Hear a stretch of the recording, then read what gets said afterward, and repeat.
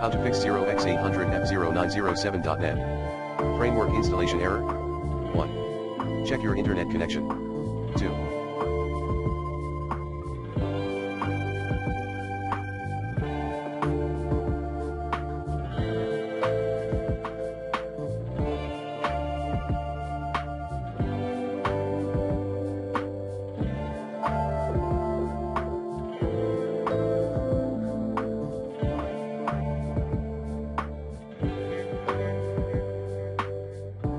Turn on specify settings for optional component installation and component repair at computer configuration administrative template system in PDI.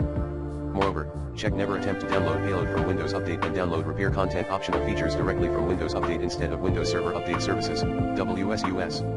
Input update/force in the run box. 3.